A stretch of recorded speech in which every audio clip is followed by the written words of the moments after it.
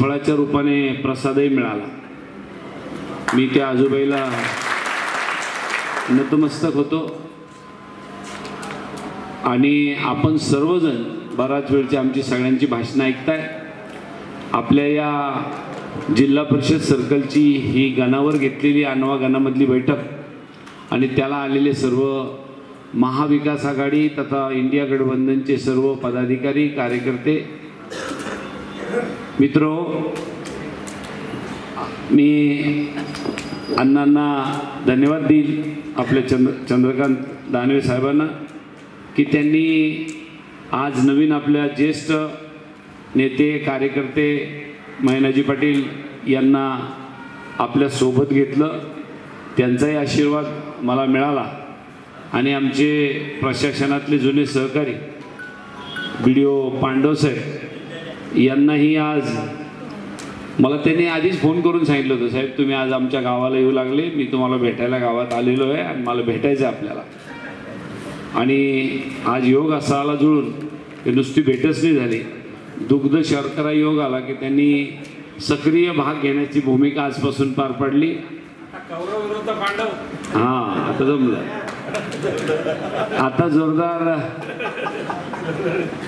आता जोरदार खऱ्या अर्थाने इथून पुढे युद्ध सुरू होणार आहे।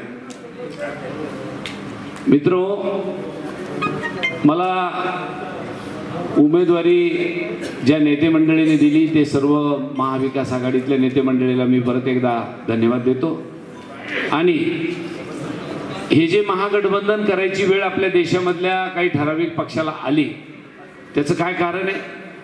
खरं तर देशामध्ये जी अराजकता माजण्याचं काम सुरू आहे, हम करे सो कायदा करण्याचं काम सुरू आहे, त्यामुळे खऱ्या अर्थाने आदरणीय सोनिया गांधी आणि आदरणीय शरदचंद्रजी पवार साहेब यांनी उद्धव साहेबाला साकडं घातलं की बाबा तुम्ही आता त्यांची तर साथ सोडाच, परंतु महागठबंधन इंडिया आघाडीमध्ये या। मग केजरीवाल साहेबांनी सांगितलं आणि सगळ्यांनी सांगून ही विचार केला की आता आपल्याला महागठबंधन करण्याची गरज आहे। दिल्लीमध्ये महागठबंधन झालं, मुंबईमध्ये प्रदेश कार्यालयावर महागठबंधन झालं, जिल्ह्यातली सगळी नेते मंडळी एकत्र आली, परंतु येणाऱ्या 13 तारखेला लोकसभेची निवडणूक होऊ घातली आणि त्या निवडणुकीला आता गावागावातल्या कार्यकर्त्याला कामाला लागायचं असेल तर आपलं पहिलं काय काम आहे की आपल्या सगळ्या कार्यकर्त्याचं मनोमिलन झालं पाहिजे, एकत्र आलो पाहिजे। नाही तर आपण गावागावातल्या कार्यकर्त्यांनी यापूर्वी कोणी ना कोणी कुणाच्या ना कुणाच्या विरोधामध्ये आपण निवडणूक लढवलेली आहे। शिवसेनेच्या विरोधात काँग्रेस, काँग्रेसच्या विरोधात राष्ट्रवादी, राष्ट्रवादीच्या विरोधात परत शिवसेना, कधी आम आदमी पार्टीच्या विरोधात देश पातळीवर आपण लढलोय आणि सगळे एकत्र आले, पण कार्यकर्ते एकत्र आले पाहिजे आणि त्या कार्यकर्त्याच्या भेटीगाठी आपल्या फॉर्म भरायच्या अगोदर झाल्या पाहिजे, हे मी अण्णाला बोललो आणि अण्णाने मग सांगितलं की नाही आमच्या तालुक्यात आता दौरा तुम्ही सुरू करा, आमची तयारी आहे। आणि आज खऱ्या अर्थाने आपल्या भेटीला आम्ही आलेलो आहे। आज माझ्या दृष्टीने प्रचाराचं साधन नाही, प्रचाराची सभाही नाही, माझी प्रचाराची प्रचारावर बोलायची इच्छा पण नाही, पण तुम्ही मी कधी भेटणार आहे? कारण 13 तारखेपर्यंत फॉर्म भरल्यानंतर 13 तारखेपर्यंत आपण नुसत्या मोठ्या मोठ्या सभा घेऊ, मोठे मोठे जाहीर भाषणं होतील, तुम्ही ऐकाल, मी जाईल, तुम्ही जाल, आपली भेट होणार नाही। म्हणून खऱ्या अर्थाने मी प्रत्येक तालुक्यातल्या जिल्हा परिषद सर्कलनी आहे गणाच्या गावावर जायचं आणि तिथं आपल्याला सगळ्या जिल्हा परिषद सर्कलच्या कार्यकर्त्याला, महाविकास आघाडी इंडिया गठबंधनच्या कार्यकर्त्याला एकत्र करायचं आणि त्यांना भेटायचं, ही भूमिका घेतली आणि जवळजवळ 4 तालुके आता संपत आले। आणि म्हणून मला हे फॉर्म भरेपर्यंत सगळ्या 64 पंचायत समितीच्या गणाच्या गावाला माझं जाऊन होणार आहे। आणि आज आपली रमेशराव ही वेळ आहे की आपल्याला लोकांपर्यंत जाण्याचीच गरज आहे। खरा विचार केला तर आपण काही इकडं काही केलं, शेवटी मतदारापर्यंत जावं लागणार आहे। आणि मग मतदारापर्यंत कोण जाईल?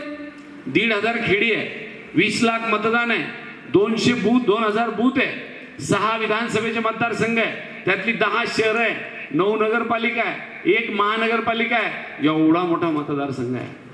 कल्याणकाळे जाऊ शकेल सगळ्या मतदारापर्यंत? नाही, तुम्हीच कल्याणकाळे आहात म्हणून मी तुम्हाला भेटायला आलो आणि तुम्हाला उद्या मतदाराकडे विनंती करायला जायचं आहे। आणि मी जर तुम्हालाच नाही भेटलो तर कसं काम भागेल? मला माहिती आहे लोकसभेची निवडणूक फार मोठी आहे. या निवडणुकीमध्ये कधीच मी तुमच्याकडे येऊ शकणार नाही. या 15 दिवसाकरता प्रत्येकाच्या गावात येणं शक्य नाही, प्रत्येकाच्या जिल्हा परिषद सर्कलला किंवा गावाला येणं शक्य नाही. मग जितकं जमेल तितकं आज आपल्या लोकांना भेटून घ्या. म्हणून आज भोकरदनमध्ये 8 ठिकाणचे अजून बैठका 4 झाल्या आणि अजून 4 बैठका बाकी आहे. या बैठका कार्यकर्ते करताय. आणि म्हणून माझी आपल्याला विनंती आहे, मला कल्पना आहे तुमच्या सगळ्यांचा आग्रह होता, जसं मैनाजी पाटील बोलले ना आता, की कल्याण काळेला उमेदवारी मिळाली तर मी प्रवेश बी घेईल आणि तुमच्या सोबत काम पण करील. असं खूप कार्यकर्त्याच्या मनातल्या भावना मला कार्यकर्त्यांनी फोन करू करू करू करू बोलून दाखवल्या. अहो एकदा तर त्या अण्णांच्या कार्यालयाला मी भोकरदनला अशीच एक आघाडीची महाविकास आघाडीची बैठक घ्यायला आलो आणि तिथं जे भाषणं टोकायला चालू केले लोकांनी, कल्याण काळेच उमेदवार आहे. अरे अजून उमेदवारी घोषित झाली नाही, आम्ही लई लोक उमेदवाराच्या यादीत आहे, असं करू नका. कोणी ऐकायला तयार नाही. पण हे सगळं वातावरण पाहिल्यानंतर काँग्रेस पक्षाकडे राजाभाऊ देशमुख असतील आणि आम्ही सगळे उमेदवारी मागणारे एक मुखाने जाऊन सांगितलं की आता कल्याण काळेला उमेदवारी द्या. आणि ती उमेदवारी द्यायला वेळ लागला. जसा वेळ लागायला लागला तशी माटमूट सुरू झाली. कल्याण काळेला राव साहेब मॅनेज तर नाही केलं. पण हा मॅनेज होणारा कल्याण काळे नाही आहे. 10 वर्ष झाले संघर्ष करतोय आमच्या मतदारसंघामध्ये भारतीय जनता पक्षाच्या सोबत. मॅनेज कशासाठी व्हायचं?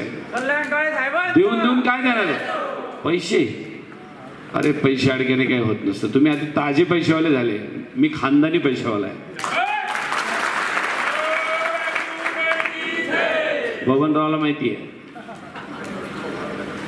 म्हणून पैसा हा विषय नाही आहे.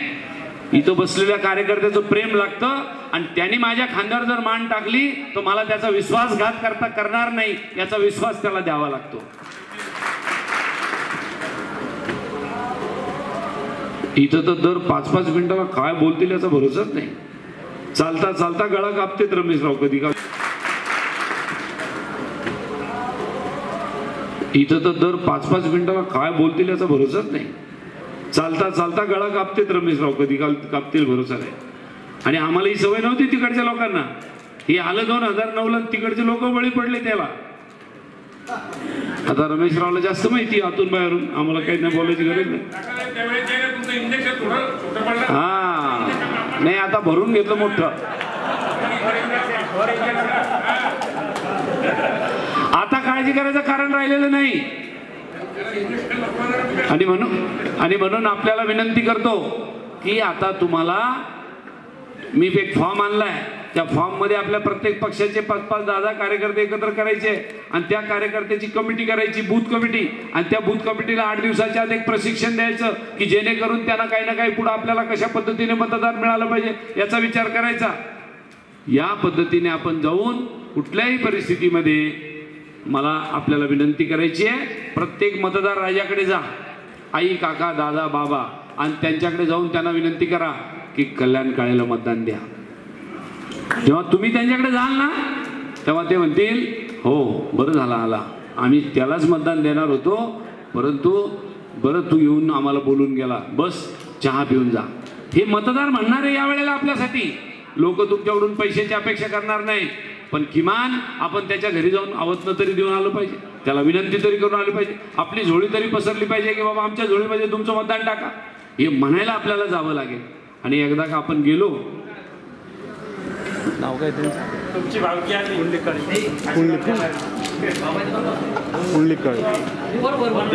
पायऱ्या पायऱ्या डाव्या हाताला पायऱ्या. हा देवराव काळे. देवराव काळेच ना.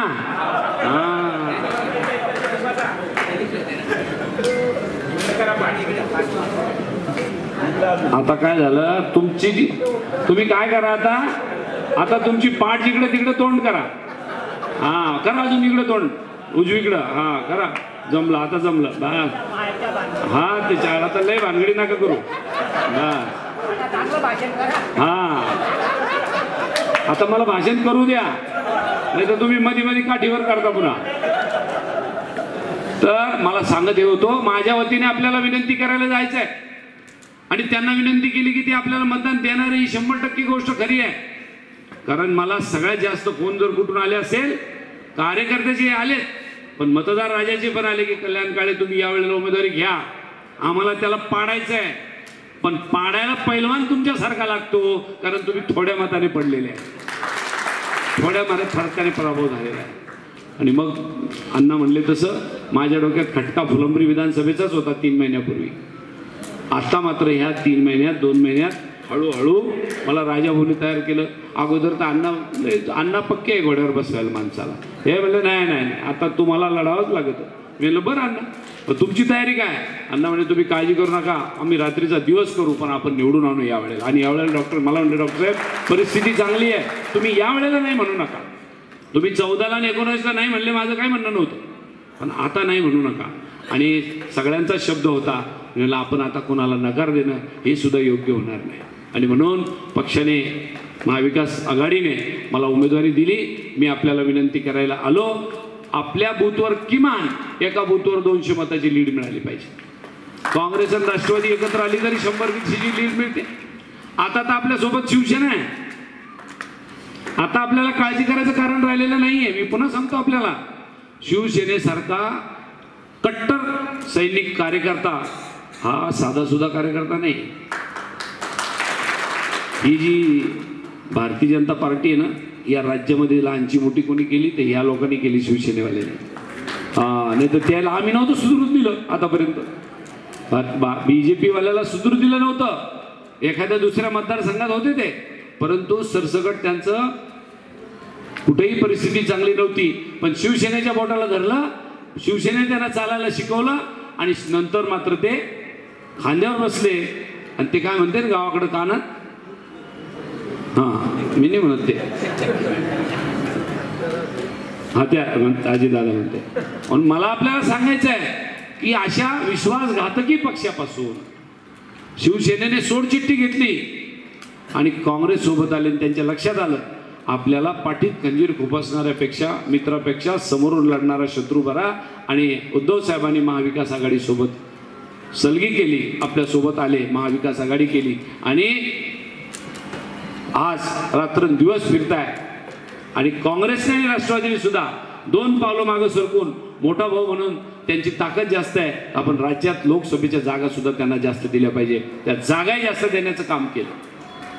आणि म्हणून मला आपल्याला ते सगळी मंडळी आता स्वतःची पायपीट करताय, रोज फिरताय. उद्या परवा पवार साहेब 2-4 दिवसामध्ये इथे आपल्या मंठा परतूर या भागाला, आणि उद्धव साहेब सुद्धा या 4-2 दिवसात किंवा त्याच्यानंतर पुढच्या टप्प्यात परभणीला आहे. सांगायचं तात्पर्य मला हे की सातत्याने त्या मंडळीचा प्रयत्न चाललाय. तुमच्याकडून सुद्धा फार मोठा प्रतिसाद आहे. ही एका जिल्हा परिषद गटाची बैठक आहे. या बैठकीला इतकी मोठी मंडळी आली. हा मोठा या दृष्टीने विचार केला तर आपल्याला वाटायला लागलं आता काम आपलं 100% जमत आहे. पण आपोआप जमेल का? कोणीतरी म्हणलं, अण्णा का कोणी नाही, कोणी राजाभाऊ, की सीट तर 100% निवडून आलेलीच आहे, तुम्ही घरी बसल्यावर निवडून येईल का? आणि कल्याण काळे घरी बसला तर निवडून येईल का? अण्णा घरी बसले तर निवडून येईल का? नाही. आपल्याला सगळ्यांना काबाड कष्ट करावं लागणार आहे, रात्र वैरायची आहे, जागर राहावं लागणार आहे. तो कधी भरोसा नाही त्याचा, ते कधी चकवा देईल, तर कोणाला काय भुंगारा देईल त्याचा भरोसाच नाही. इतका खोटं बोलायला पटायत माणूस मी जगात दुसरा पाहिला नाही कोणी. आणि म्हणून मी आपल्याला विनंती करतो कळकळीची, फक्त मतदाराला विनंती करायला जा, आपल्याला मतदान टाकलं. राहिला प्रश्न सगळ्यांच्या मनामध्ये खतखत आहे, अण्णा खाली बसलेल्यांच्या. हे सगळं खरं आहे. आम्ही याला निवडूनही देऊ, आमच्या लीड बूथवर देऊ, भोकरदनमधून देऊ, पण याच्या फुलंबरीचं काय? हा खटका आहे बारीक सगळ्यांच्या पोटात आहे बरं का. की फुलंबरी काय करणार आहे यावेळेला ते सांगा. म्हणून मी आपल्याला सांगायला आलो की का आपली जी बैठका चालू झाल्या ना, मी त्या आधीच फुलंबरीच्या घेऊन टाकल्या 3 दिवस आधी. दोन्ही तालुक्याच्या बैठका घेतल्या आणि त्या 10 सर्कलच्या बैठका घेऊन आलो. अगदी फार बारीक सगळ्या कार्यकर्त्याला बोलवलं आणि विचारलं काय करायचं सांगा, अजून फॉर्म भरायला वेळ आहे. त्यांनी मला सांगितलं मागच्या वेळेला आमच्यावर जो डाग पडला, आमच्यामुळे तुम्ही पराभूत झाले, तो डाग पुसायची संधी पक्षाने परत एकदा आपल्या मतदारसंघाला दिली. या वेळेला तो डाग आम्ही 100% मिटवणार आहे. आणि काय शब्द दिला सांगू? ते म्हणले 6 विधानसभेच्या मतदारसंघामध्ये नंबर 1ची लीड ही फुलंब्री विधानसभा मतदारसंघाला यावेळेला राहणार आहे हे सांगायला मी मुद्दाम आज भोकरदनमध्ये आलो. आता फुलंब्रीची काळजी सोडा, आता मला काळजी आहे भोकरदनची. अण्णा वरचे व्यासपीठावरची मंडळी सगळी रातपाट करणार आहे. आणि आत्ताच केशवराव पाटील जंजाळ यांनी पण भाषण केलं. केशवराव पाटील तुम्ही ते याला होते ना नोकरीला, आपले आर्मीत होते ना. हां, मग आता थोडं असं असतं जरा आर्मीवाले म्हणलं की आम्ही जरा हे पडतो. तुमचं खरं आहे, परंतु कार्यकर्ता म्हटलं की सतत काही ना काही माणसाला झटके खटके बाजाऱ्या धक्के लागतच राहतात. त्याची काळजी नाही करायची. आपण काबाड कष्ट करत राहायचे. आज नाही तर उद्या जनता जनार्दन मायबाप आपल्याला. आता मी 10 वर्ष झाले पराभूत होत आलो. 3 निवडणुका हरलो मी, 1 लोकसभेची 2 विधानसभेची. पण डगमगलो नाही. लय ऑफर आल्या, ह्या पक्षात जाता का त्या पक्षात चालता का.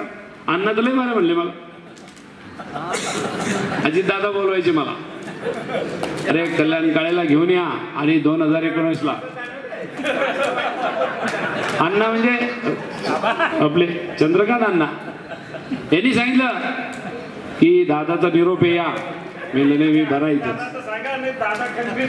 हा नाही नाही नाही, हे दादाच नाही, हे चकवा आहे.